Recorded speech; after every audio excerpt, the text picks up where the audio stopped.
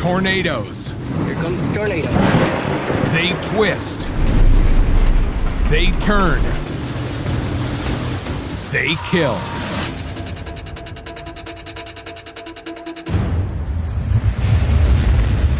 Go, go, go, go! These are the stories from people who work in extreme weather. Boom. We just lost a big window. It was just like a bomb went off. Holy And nobody is coming to save you. And the storms they'll never forget. Wham! Crack! Bang! Bang! Bang! Holy we're going to die. Plus, the how and why behind the world's worst weather. The state of Nebraska is no stranger to tornadoes. Located within the infamous Tornado Alley,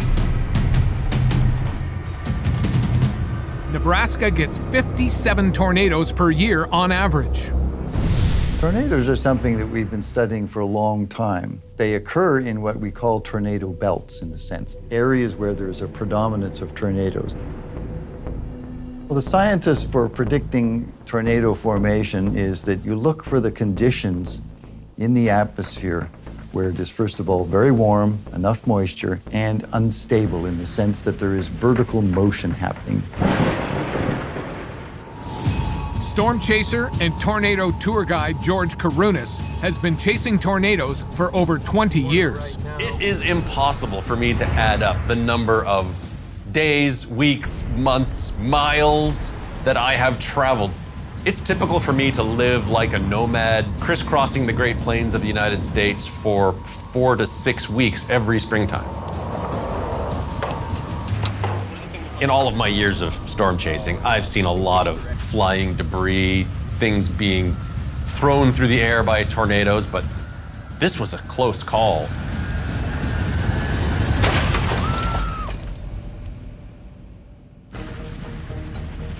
As a tornado chasing tour guide, George Karunas gives clients an up-close and personal view of these destructive weather monsters.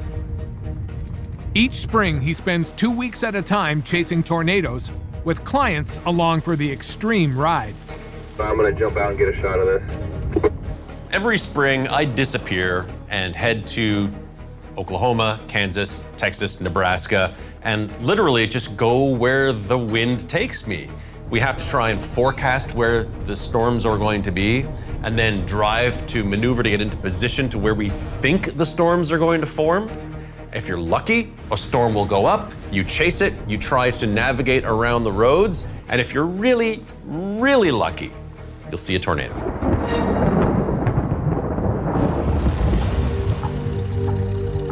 May 12th, 2013. It's Mother's Day.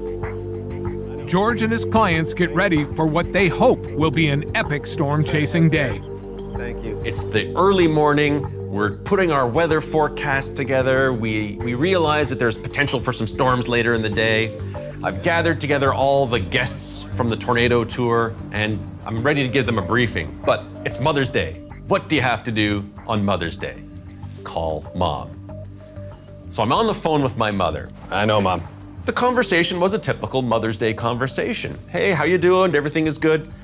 But then she said something that was a little unusual. She said that she was particularly concerned for my safety today. I know, Mom. It's not my first rodeo. So I thought it was weird that she said that. Little did George know, but his mother's instinct about Mother Nature may have been correct. So I hang up the phone with my mom. We do our weather briefing, let everyone know what's going on for the day, and then we pile into the vans and head towards our target area, which happens to be in south central Nebraska this particular day. Nebraska is a huge trigger for tornadoes due to its dry lines, a separation of moist and dry air. When these two fronts collide, air rises and storms develop. Chasing tornadoes is all about gambling your knowledge versus the curveballs that Mother Nature is going to throw you. So we do a very sophisticated analysis of all the computer weather models. We look at satellite data, we look at radar data, and we develop a target area. And as the day progresses, the weather information gets better and better. So we're able to narrow our target down as the day goes on. The computer models are telling us that there is a potential for supercell thunderstorms, that is these giant rotating storms, the ones that are most likely to produce tornadoes.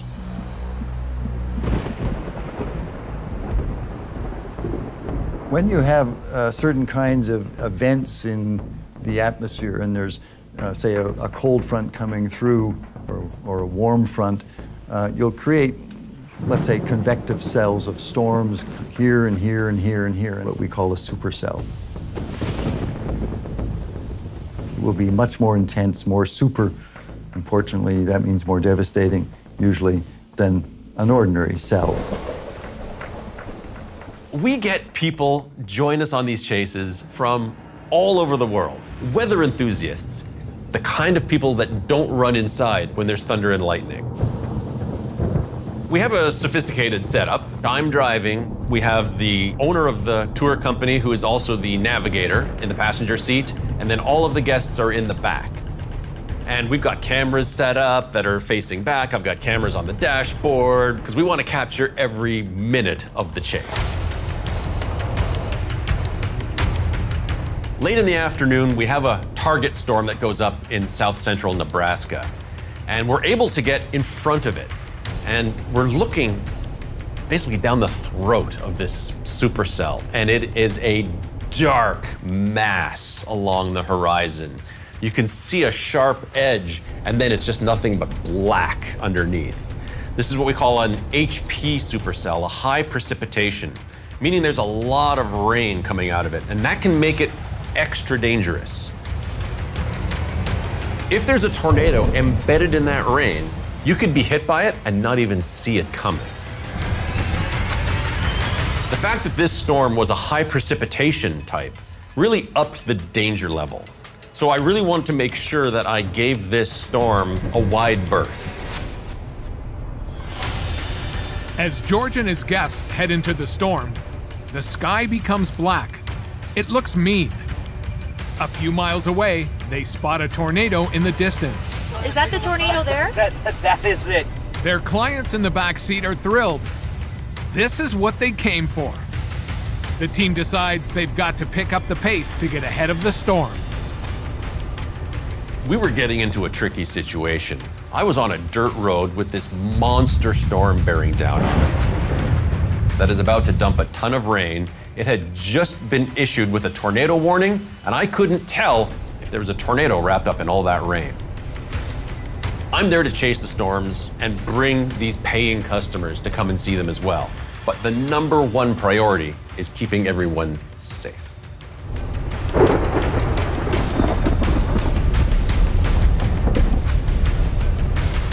We see it produce a small tornado on the horizon, and it's starting to accelerate. This storm is getting closer and closer to us. And we know that the road that we're on, this dirt road, is probably going to turn into mud in a matter of minutes. It's coming right at us right now. We're gonna need to turn around. We turn the van around and start blasting out of there. And then things get really hairy.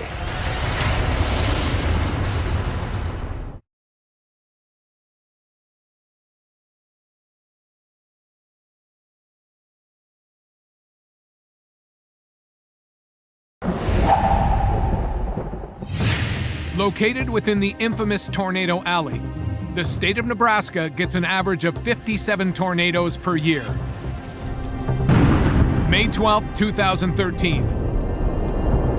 A full-on tornado is forming, and tornado tour guide George Karunas has just entered the supercell storm, taking his passengers along for what may be a dangerous ride.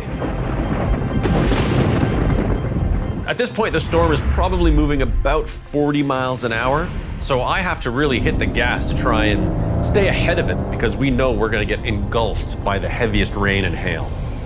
One of the most dangerous part about chasing a storm that can produce a tornado is not the tornado that you can see. It's the tornado that you can't see because it's either wrapped in rain or it's forming right on top of you. And that's exactly what happened this day. And what George couldn't see, all of a sudden reared its ugly head.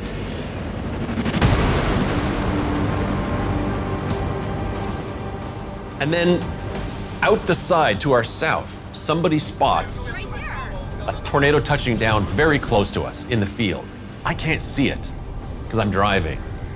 And here's the thing about tornadoes. Tornado is a rotating column of wind, not necessarily cloud. So you could have a swirling mass of debris that doesn't look like much, but it's a tornado. That's exactly what happened on this day in Nebraska. We see to the south the tornado. I'm driving east. We know the storm is moving northeast. That puts that tornado on a perfect trajectory to intercept us. The chaser has become the chased. Look at that. Oh man, it's coming in quick. Do we try to outrun the tornado? Do I try to put on the brakes and let the tornado pass? You have seconds to make really important decisions, especially because you've got a van full of people who are in your hands and you're responsible. We need to get out of here. We gotta go. Gotta get out of here, man. Let's go. Every minute you're making dozens of very important decisions that could be life or death. Make sure you got your seatbelts on right now. And at this point, all we can do is try to outrun it.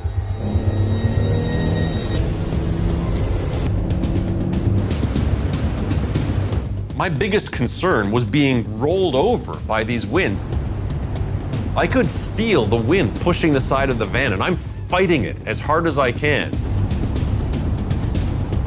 Imagine driving a barn down the road. That's what it's like with one of these big vans. But George's van isn't the only thing that these forceful winds may roll over.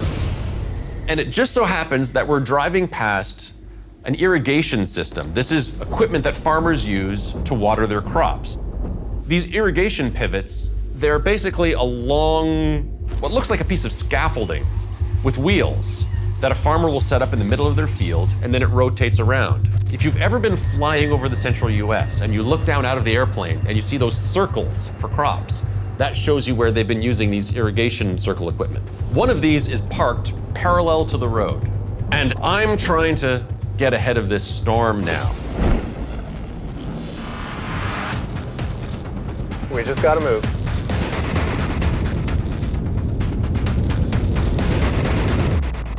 I'm holding the steering wheel with all of my strength.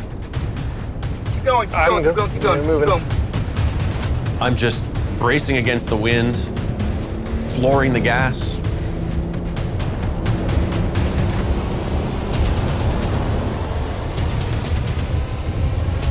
The tornado now starts to push this piece of farm equipment over.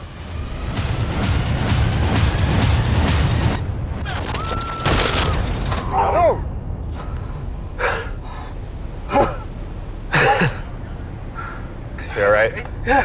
The end piece could have easily gone through the windshield and into any one of us.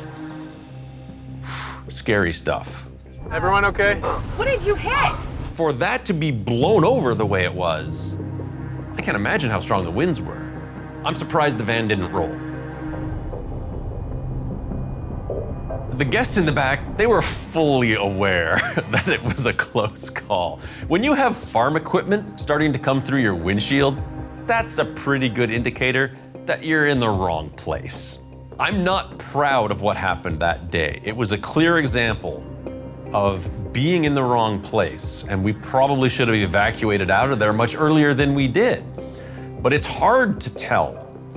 You can do everything right and still end up in the wrong place. Everyone in that car will remember that day. Tornadoes are very destructive because they're very intense winds over a relatively small spatial scale, but the wind speeds themselves within a tornado are really horrific, so they can literally blow a building apart. I know, Mom. Of course, my mother had warned me earlier in the day that she was particularly worried about my safety. Well, later that evening, that video ended up airing all over the world on the evening news. Mom got to see firsthand how right she really was. Over the years with all of my adventures, I have given my mother a lot of gray hairs. This particular day, she got a few extra. In all of my years of storm chasing, I've seen a lot of flying debris, things being thrown through the air by tornadoes, but this was a close call. It wouldn't have taken much. If I was driving maybe a little bit faster, that farm equipment would have maybe not hit the windshield, maybe come through the side window and taken out one of the paying customers. So that absolutely was the day that weather changed my life.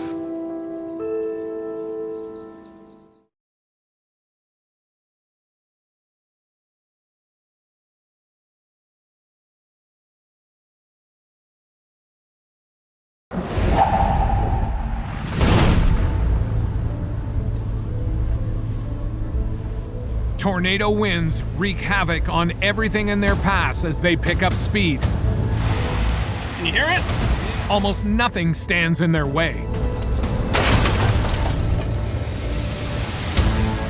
Potentially more destructive is the tornado's spiraling vortex as it reaches the ground. Anything can be ripped apart or thrown in the air, creating a deadly field of debris.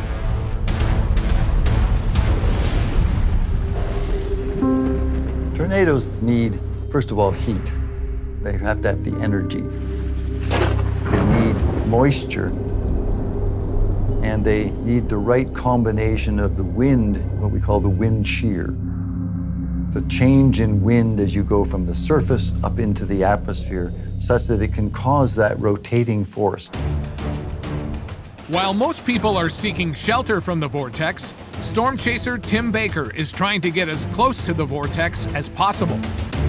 I don't have any noble reason why I chase tornadoes. I mean, I'd like to use my stuff to help for safety and maybe help protect lives, but the reality is I want the adrenaline rush.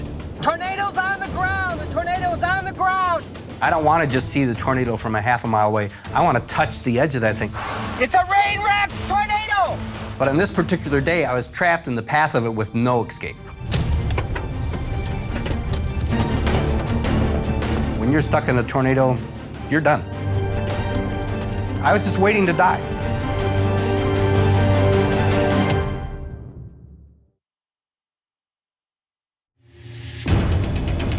Tim Baker, better known as Tornado Tim, has been chasing storms for over 20 years. I like to go by the name Tornado Tim because I like chasing tornadoes. That's kind of my passion in life. For more than 2 decades, Tornado Tim has played cat and mouse with Mother Nature. Tornado's coming! Tornado's coming!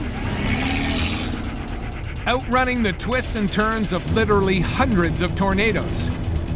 But on May 13, 2009, all that came to a dead end.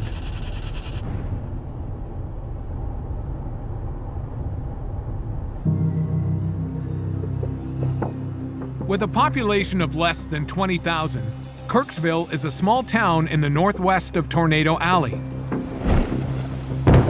Over 2,000 tornadoes have torn through Missouri since 1950, and Kirksville and surrounding area have been hit dozens of times. Tornadoes are something that we've been studying for a long time. They occur in what we call tornado belts, areas where there's a predominance of tornadoes.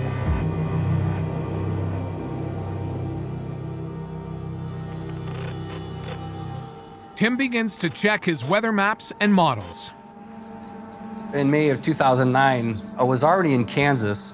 There was just a slight chance of severe storms the day before, and nothing really happened, so I looked at the weather maps to see where the front has moved, see where the low has moved, see where the jet stream's positioned, because they never stay exactly as the predictions work.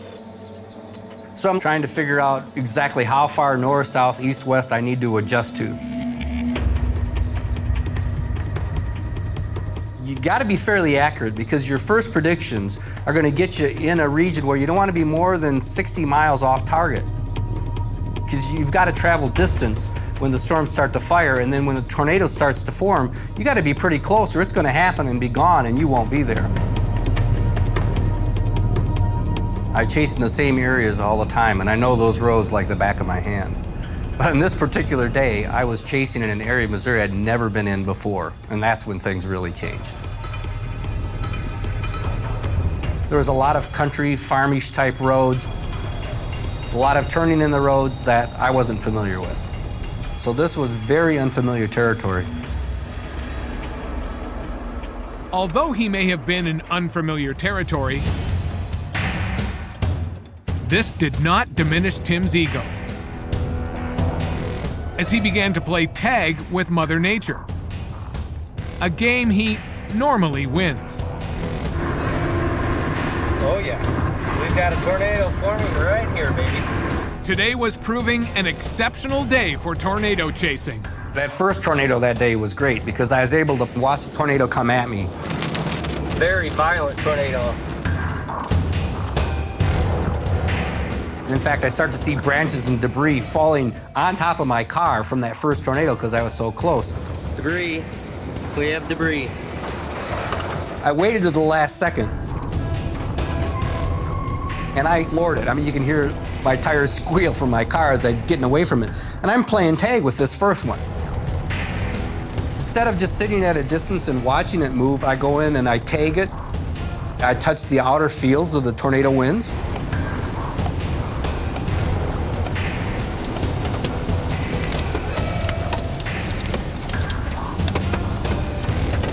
And then I punch away, get away from it. And then I wait for it to catch up to me again, and I come in and I touch the outer edge of it.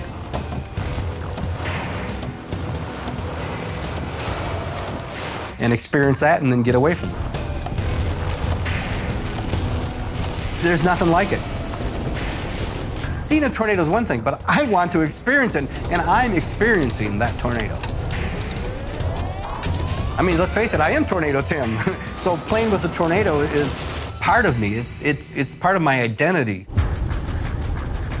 Tim may know who he is. Unfortunately, he doesn't know where he is. I'd never been in that area, so I didn't know what to expect. It's very windy and it's hilly. So the winding roads, the trees, was making it difficult for me to know exactly where I was in the position of the direction of the tornado. I couldn't tell sometimes if I was going north, south, east, or west. So it was making that really complicated. The last thing anybody wants when they are in the path of a killer tornado is to not know their surroundings in order to plan an escape route. Tornado is tailing me. I came into Kirksville and I could see that tornado heading straight for this subdivision. The lights go out. There's power flashes. You see the tornado ripping up the power poles.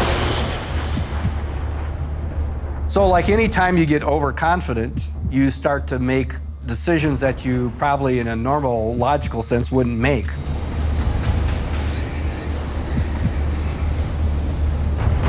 I started to turn onto roads that I had never been on before to get directly in the path of a tornado.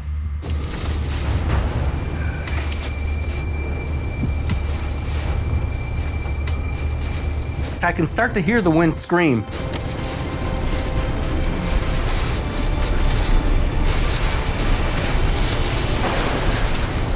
I realize, all right, I've got to move now.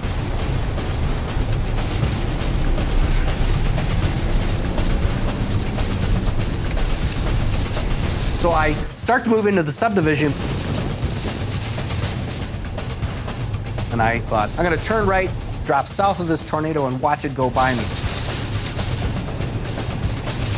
So I get there, I turn right.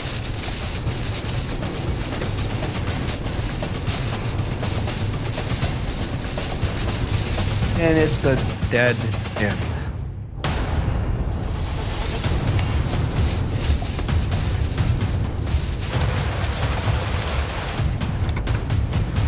So the first time in my life, I'm trapped in the path of a tornado.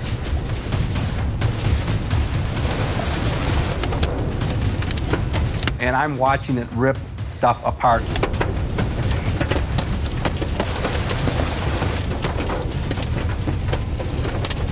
I was just waiting to die.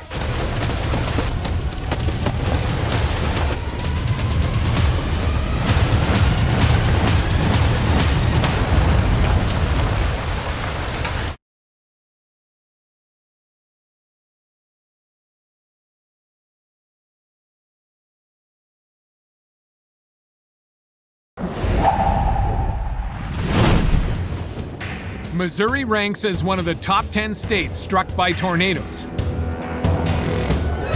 And May 13, 2009 is no exception.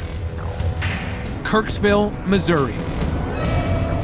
Tornado winds are raging at 200 miles per hour. Destruction is everywhere. And stormchaser Tornado Tim Baker is stuck on a dead-end street.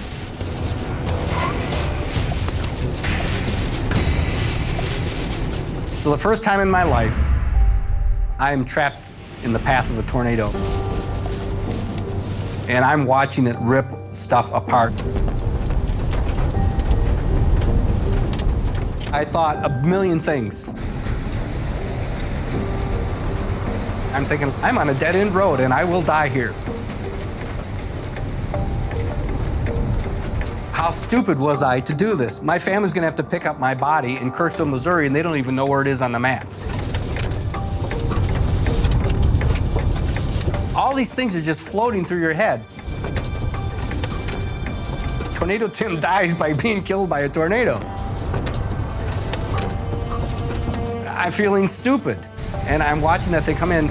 I realize the debris from those houses is gonna be thrown into my car. With nowhere to go, Tim braces for the 135-mile-per-hour tornado and the debris that's flying through the air. When you hear a warning of a tornado, don't wait for the first warning and think, well, what should I do? What you should probably have is a safe place. It could be part of your basement, something that allows you to get in a place where you're not going to be blown apart.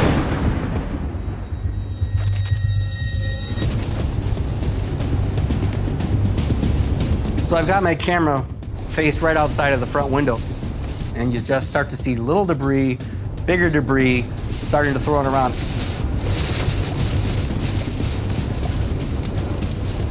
And I'm looking out my window and I see this spinning column of boards and 2x4s and plywood floating coming right at me.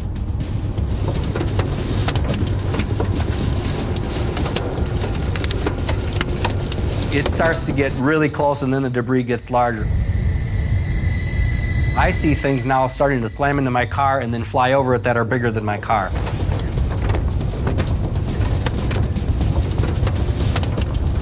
Entire sheets of plywood, siding, nails, glass, metal, everything is slamming into my car. The car's being rocked. You can just hear the banging happening to my car. All along, I was certain I was going to be picked up, thrown into a tree, and bent around like a pretzel and killed. I was just waiting to die. I actually started uttering, God, I'm really sorry, and I'm in your hands. I'm in your hands, Lord. I'm in your hands. The tornado was probably moving at 35 to 40 miles an hour, and the wind speeds within the tornado were probably 110 to 135 miles an hour. At that point, I pretty much said Mother Nature wins. When you're stuck in a tornado, you're helpless. You're done. Nothing you can do.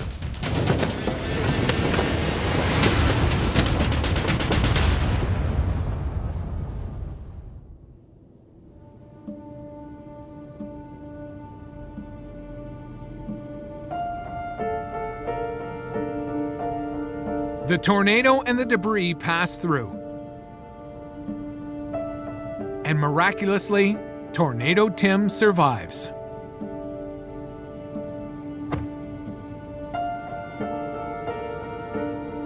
You know, you asked me what I was thinking when I was sitting in the car and the debris pounding in the car. What goes through your mind as a tornado chaser who's highly experienced and studied severe weather and tornadoes, I'm thinking of all the ways people die in a tornado. All that's going through my mind. I know all the ways I'm potentially about to die.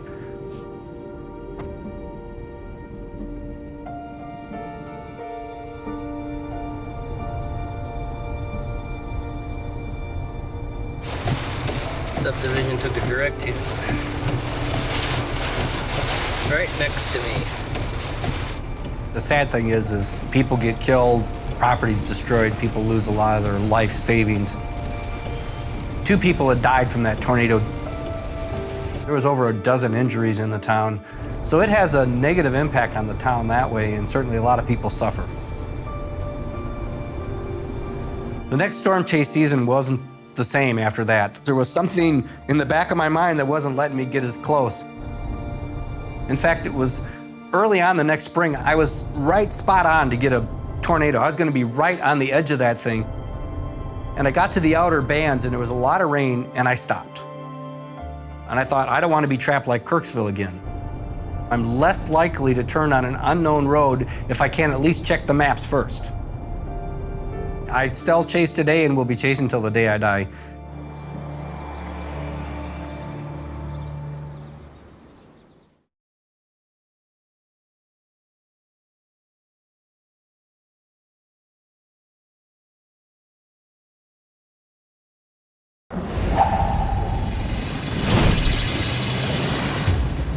Tornado winds cause catastrophic damage. They demolish any obstacle in their path. They create spinning fields of killer debris. And sometimes they literally suck you into the eye of the storm. The wind fields around tornadoes are a very curious beast. They are all sucking in towards the tornado, just on the edge of the updraft, which is very strong within these violent thunderstorms.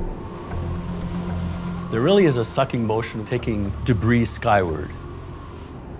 The strongest tornadoes have such force behind them, they can actually peel pavement off highways.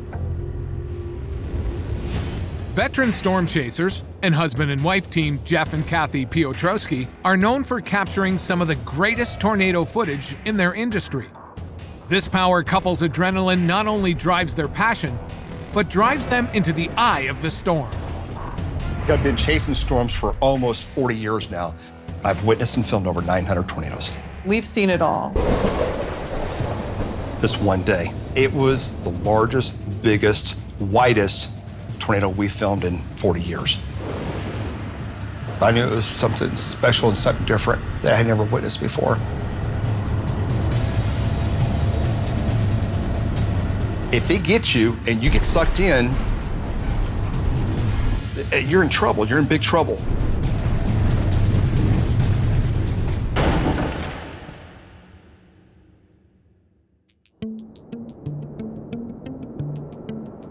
Jeff and Kathy are no strangers to tornadoes. Living in Oklahoma, they are all too familiar with Tornado Alley. Tornado Alley is in the central part of the U.S. where we have to have those perfect ingredients to come together every spring, and that is the Gulf of Mexico sends moisture northward into the Central Plains. We have a strong jet stream coming in from California as the upper winds come out of the southwest, and it brings the dry air out of the desert, out of Arizona to Mexico, and that dry air, hot air will hit the moisture, and it causes thunderstorms to erupt.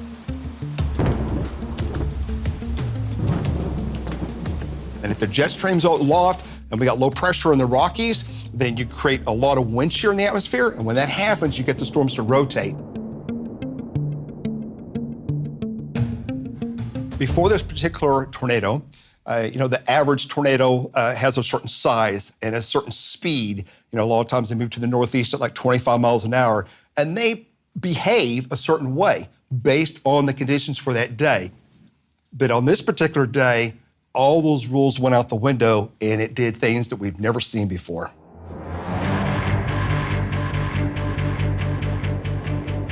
Reno is just west of Oklahoma City, about 30 miles on I-40. Yeah. So the morning of May 31st, we were looking at the data that we knew there was a risk out, a moderate risk. There it is, yeah. Okay. And we knew Oklahoma City area was going to be under the gun for significant weather and tornadoes.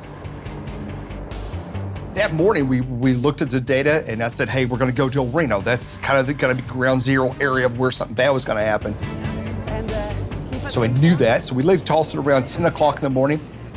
We drive to Oklahoma City. On our way down, we're watching the radar, we're watching satellite, and there's already storms developing in southeast Kansas along the draw line in the front. And we see these things coming together and during the course of the day. It's getting really ominous looking. The horizon's getting darker and darker. There's the brightness to the west of the dry line. Then the clouds are forming from the north to the south also. So we set up on the northwest side of El Reno, and the storms are developing about 25 miles west of El Reno. There are thunderstorms growing in air mass, kind of like you see on a spring day. You see these big, huge cumulus clouds developing. And I'm watching radar, and I'm watching the storm. And the radar image just gets better, worse by worse every minute it updates. Every couple minutes we get a new radar image. And I've got hail forming.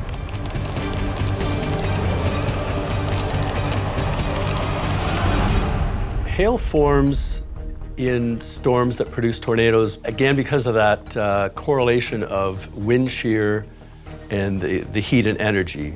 The shear keeps the storm going. It propels these storms to last an hour, maybe even 2 hours. Hail needs time in the atmosphere to grow.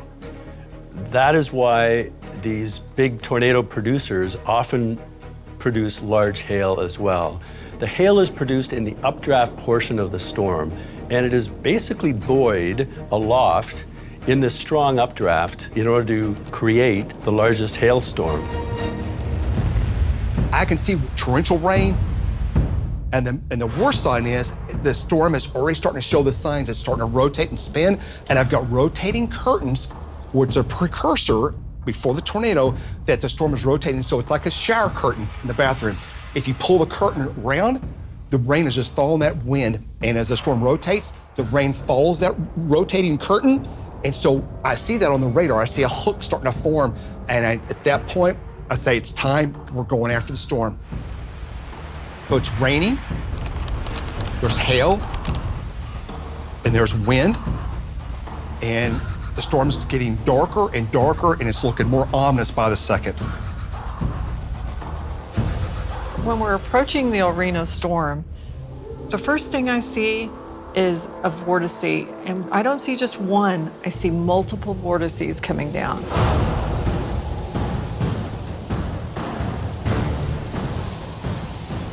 The vortices are tornadoes. They're the tornadoes that are touching the ground, but they're coming back up, and then another one will come down, and it'll go back up, and then they were just dancing around one another before they formed the main event, the main tornado. I'm knowing that it's going to be a very violent storm.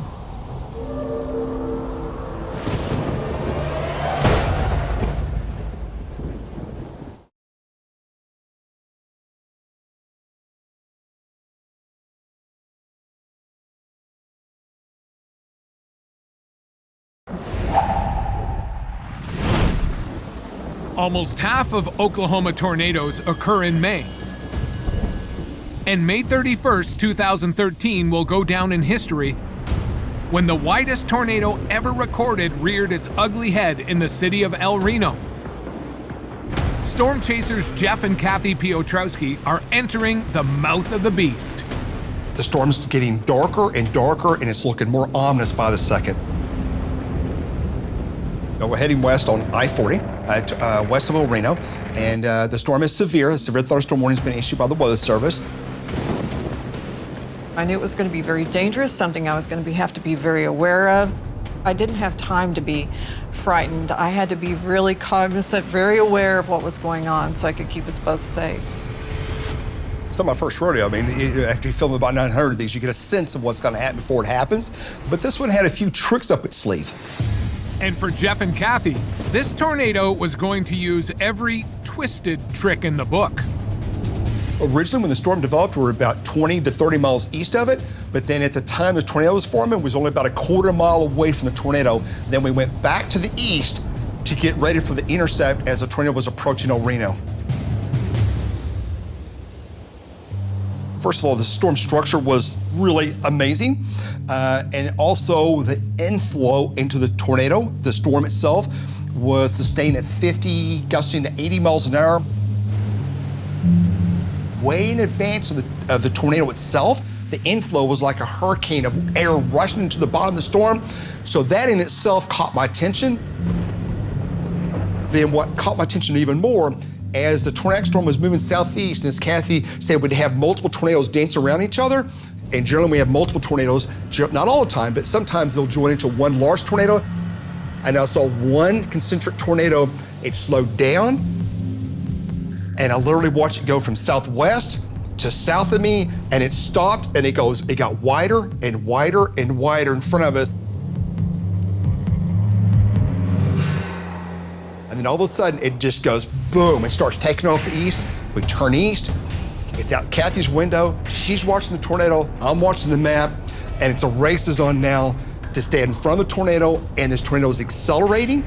It's growing both in width and intensity, and it also starts having other tornadoes start forming ahead of it, tracking, pulling back into this main tornado like a conveyor belt.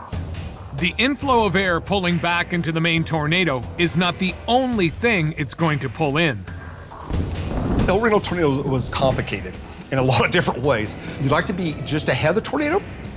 Like if the tornado's moving northeast, I like to be in front of it, driving north, and then back east, and then north and east, and that's what I did on a Reno day. That's what kept us safe. So the key thing when staying safe and out of its path of the tornado is we saw it growing in its width and its forward speed. They moved southeast for about 3 to 4 miles. Then the tornado slowed way down. It got much larger. Tornado moved east for about 3 miles, and then it curved and it got really wide and started moving northeast. And then the last 3 or 4 miles, it was really large, and then it shot due north. So it made almost a complete U over about a 10-mile path. And when it made that hook, that hard bend to the left and accelerated, that's when it caught a lot of people off guard. Generally, large tornadoes move slowly and they're anchored in. However, with the Reno tornado, there were multiple vortices. There wasn't just that one large tornado. There were several tornadoes going on at the same time under this one mesocyclone. Jeff makes a life and death decision to hit the gas. But will that be enough to avoid being hit himself? Rain curtains were rotating around and hiding the monster tornado inside. You knew something bad was back there. And I remember having the accelerator all the way to the floor, maybe doing 60, 70 miles an hour. And I could feel the front of the truck in a 100-mile headwind. I could feel the front of the truck doing this. I could literally feel it coming off the ground. The chase vehicle gets kind of a lightness to it. You can just feel it. The tornado is catching us! And she said a dozen times, we're gonna get sucked into it, we're gonna get sucked into it, we're gonna get sucked into it. Ah. I knew Jeff was giving it all he could. Hold on! I was scared to death. Oh my God, it got us! There was about a 5 or 10 second period of time when I looked up with the storm and I saw this huge mass coming, and the inflow was so enormous, it felt like any second the entire vehicle was gonna go airborne and I was gonna get shot up to outer space. So yeah, it was scary. It was really scary. If a car gets sucked into a tornado, you're gonna die. If it gets you and you get sucked in or you get into that tornado wall of winds, you're in trouble, you're in big trouble. What I did over the next minute or two was gonna determine whether we survived or we got chewed up and hit by this big tornado. It was literally down to seconds. And I understood that threat as it was happening, but I didn't like the feeling. The moment that I'm looking up through the front windshield and I can see the debris going over, I'm thinking to myself, I may not get out of this one. So as we're driving away from the Reno tornado, the steering wheel is actually vibrating. I could feel the wheel vibrating as I'm driving. It's from the ground rumbling. So I've got the front of the truck being picked up and the wheels vibrating, so you know what's behind me is really bad. When the tornado made a hard left turn and went up to I-40, we found ourselves at the I-40 on-ramp, and we, at that point, decided to head east into Oklahoma City. Keep going, keep going, keep going!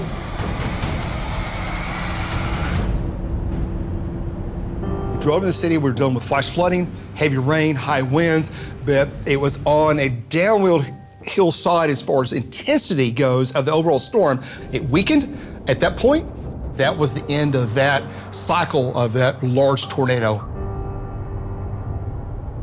I remember when the El Reno tornado dissipated, just watching this massive wedge as it went to the north, and then as it dissipated, it just looked like it disappeared. The El Reno tornado was the second widest tornado on record. It was about 2.6 miles wide. It was just a beast beyond words. The lift associated with the updraft that generated the tornado was just incredible.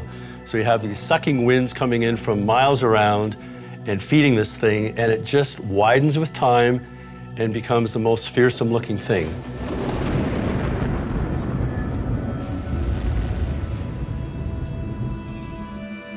There were a number of people killed and injured during the Reno tornado. Several chasers were killed, and knowing those people really hit us hard, and the community, weather community hard as well. For me, I'll never forget the El Reno tornado because of the other storm chasers that lost their lives. It just shows me how fragile life can be, and we were really close to something major disastrous happening. And I think of how blessed we are, how fortunate we are that we didn't get caught in this major tornado. It was a day to remember like no other day, that we barely survived. That's the weather event I will never forget.